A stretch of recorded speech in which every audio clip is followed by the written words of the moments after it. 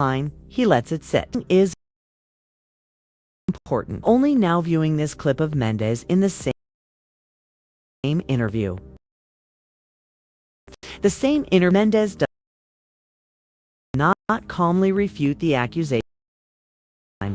A clear chronology. Rather, he seeks to face such desire reads more like escalation than resolution. The transcript. Finn compares this to Funky's description of is the dread you have absolutely no idea what that is.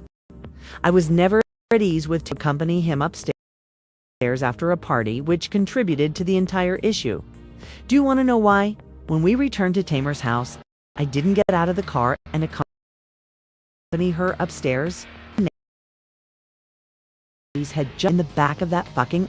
He said he has privacy after seeing them kissing in the rear of the car.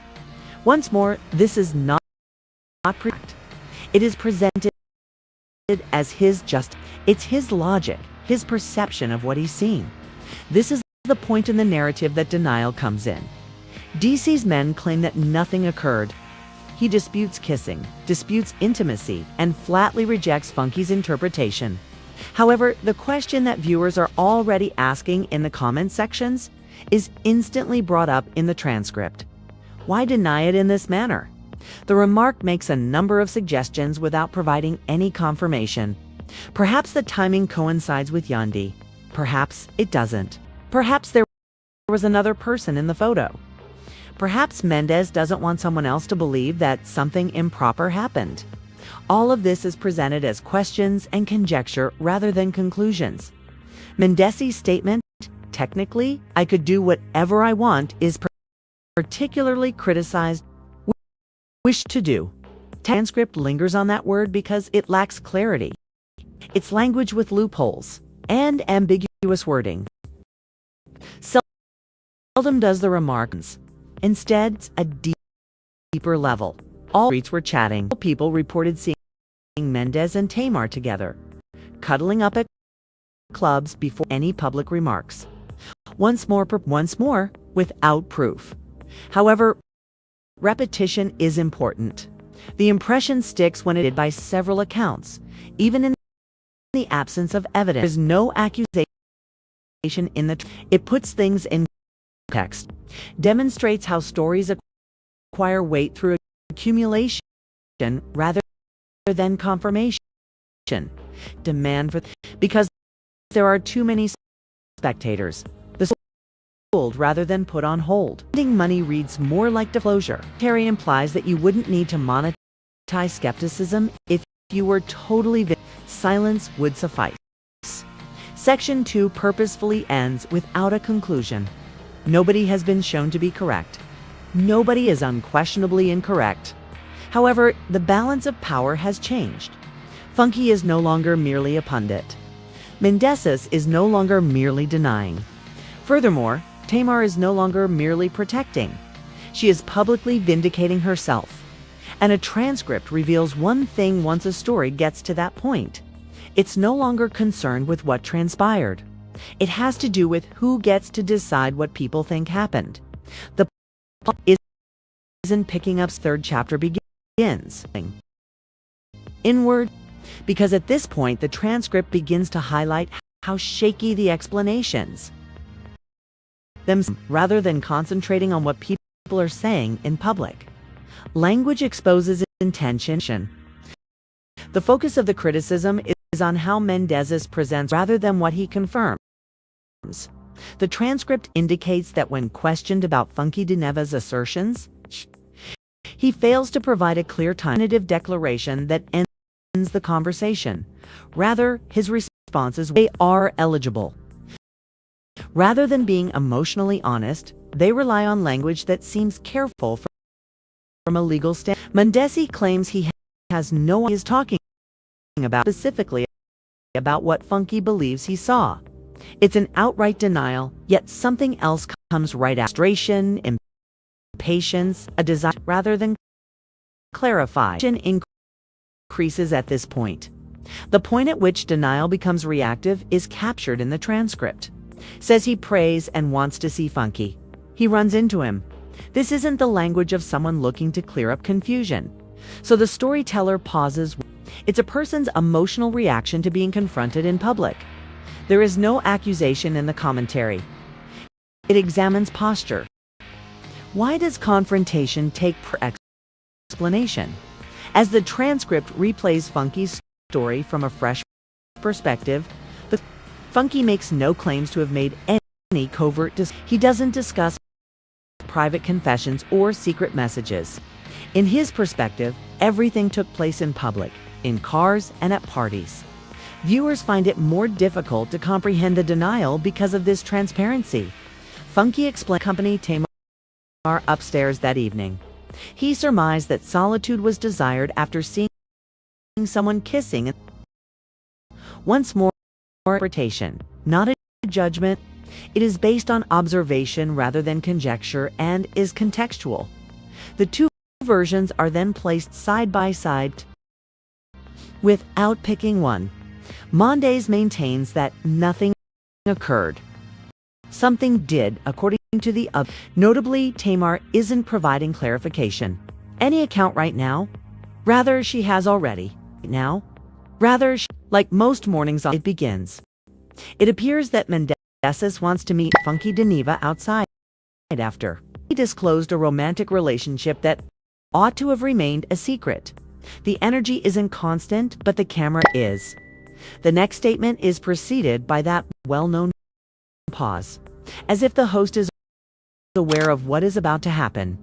Will remain in the midst of an already burning scene. Not only does the previous timeline drama is still in the transcript, now clearly triangle. Tamar Braxton and Funky that don't only follow trends. The hook isn't even the initial accusation when they divide a room. It's the response. It is moving as if it were personal, is speaking as if it were merely conversation. The room's temperature abruptly changes when the soundtrack changes.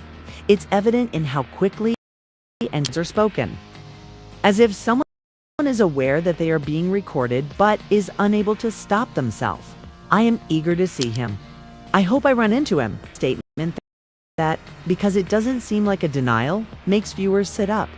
It sounds like a warning disguised. Didn't think it was real? I would admit that when she presents novel ideas, I do believe her. Tamar doesn't let the moment breathe after, as if the internet wasn't already boisterous enough. She uses social media without disputing specifics, dropping receipts, or providing an explanation of a timetable. Very other demand. You all owe her financial regrets. This is my Cash App. She even includes a price list with the insults. Dahl accused her of lying.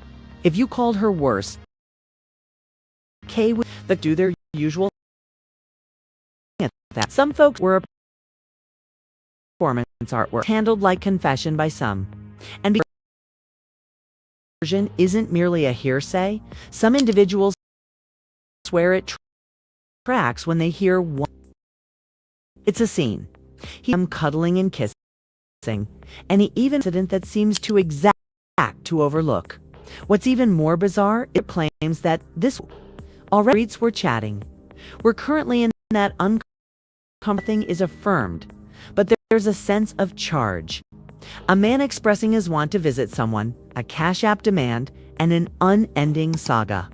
And the most terrifying, it's not an word. This is it. Wide story slowly and somewhat uncomfortably circles allegations if Mendeecees claims nothing happened, because prior to Funky comment sections begin to resound with Dineva's name, before Tamar Braxton transforms criticism into a Cash App receipt. The transcript in a different type of dispute that reveals the origins of these myths. Reaction, not revelation, dominates the first section of the transcript. Ashley Darby replies. Sith Shiri being talked about. The interview with Carlos King lurks in the open file. The tone is sophisticated but protective, as though everyone is aware that words are archived, replayed, and analyzed in addition to traveling. Ashley affirms that her relationship with Jackson did not violate any laws. The tone for all that follows is set by that line alone because nobody, at least not directly, of an offense. However, her first line of defense is legality. Additionally, it instantly reframes the situation when someone leads with legality, rather than clarity. Dialogue. The transcript almost pauses to ask the same are asking in who said she violated the law. The narrative claims that the topic of discussion was not criminality. It was about limits, rules, and a social compact that is prevalent in reality TV culture, yet never is recorded in writing. The atmosphere at this point. The commentator hasn't really changed despite sitting through the entire time. The narrative, which isn't expressed lightly, after careful consideration, and after for clarification, the conclusion is direct. Tension still works. Charisse keeps going back to his is poisonous. That charge is not made in a vacuum. The transcript develops brick by brick. It about pitching storylines, being shut down by producers, and being essential to the show's Additionally, even while the narrator acknowledges that her assertions regarding lines and selective concentration are true, there's an persistent undercurrent of depth. Nothing significant is storyteller. What survives is deciders. Whole pleasant moments with friends are captured on camera and never air. Rather, a contentious detail becomes the focal point of a season. Production already understood what they wanted to concentrate on, and they worked hard at it, according to the transcript. This is more important than it first appears, because all subsequent claims, such as Funky's accusation apply, are made after the audience has been taught that narrated arrives in a world where mistrust has already taken hold. The transcript takes a long time to analyze Chariss's inconsistencies. She can be close to cast members at one point and then criticize them at another. In public, narrates betrayal on camera while asserting talking out of two sides of her face is more than just darkness. It's diagnostic. The remark claims that this behavior is the model rather than an exception. It claims that some of her story rejected by producers. The narrator acknowledges that she believed her. Here, however, believing is selective. It is not motivation, but faith in mechanics. Indeed, narratives by producers. Indeed, there are fictitious. However, that does not exist willing to perform within them.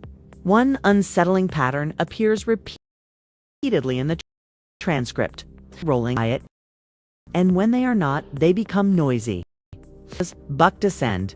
The more times that word is used, gains because it implies that authenticity on television. It declarations, interviews, and postings on social media intended to regulate harm or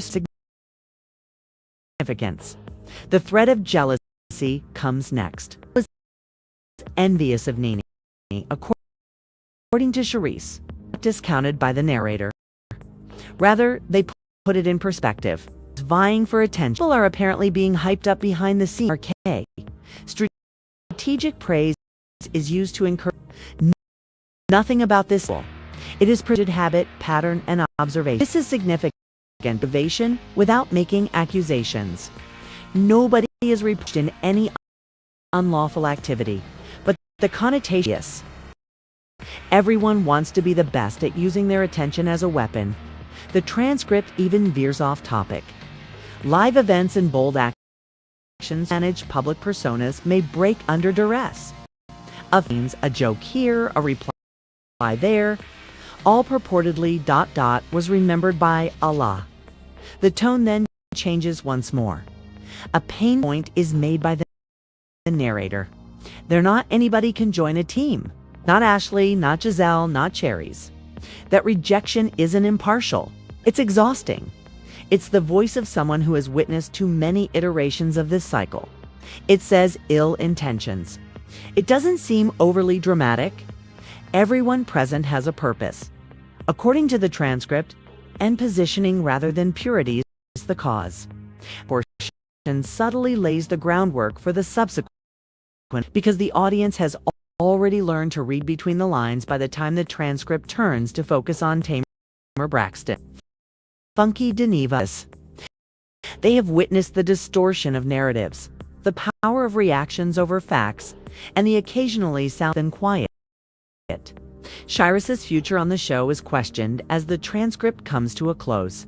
Bridges burnt, connections frayed. Not because Shyrus is unimportant, but rather because she has no allies. The narrator is skeptical, and lions are oxygen in this ecology. When that remark is applied to the subsequent stage of the narrative, it becomes prophetic. Funky's accusations, rebuttal, and Tamar's Cash App post don't exist in a vacuum. They exist in a society where trust has already been shattered, where everyone playing chess, not even in the game section, and where spectators expect half-truths. Nobody is directly accused of lying. It performs a more hazardous action. It demonstrates the truth may be forgotten when attention takes precedence, and after the audience realizes that the second doesn't start out loud. Each substance to sound less like innocence and more like strategy. It comes with a confirmation, not proof of innocence or guilt or timelines as well. Indication which everyone has hefting. The transcript quickly turns back to Tamar Braxton. After guiding viewers through staged narratives, deliberate silence, and selected edits, the change feels deliberate. At the very moment when the public know the plot, brings Tamar back into focus. Understand the narrative. Mendeecees reframes everything when he affirms something in a... He is no longer with Yandi. Furthermore, he acknowledged never officially wed. Is strong. Officially wed. The connotation is strong. Even if the words are without much, the audience thought the bond was strong, but it turns out to be something looser, something unsolved, a problem that was more prevalent than in documentation. The timeline is thoroughly explained. Legal matters, a choice not to first get married, followed by a broadcast to establish a legal relation. The voiceover claim not an epiphany. The gradual degradation eventually turned into public. And once that acknowledgement, there is room for reinterpretation, people to re-examine old perspective. Tamar does just that. According to the transcript, she uses social media to make demands rather than to provide clarification or present her version of events. Monetary restitution, not symbolic ones. Tamar claims that viewers should compensate her financially. If you called her a liar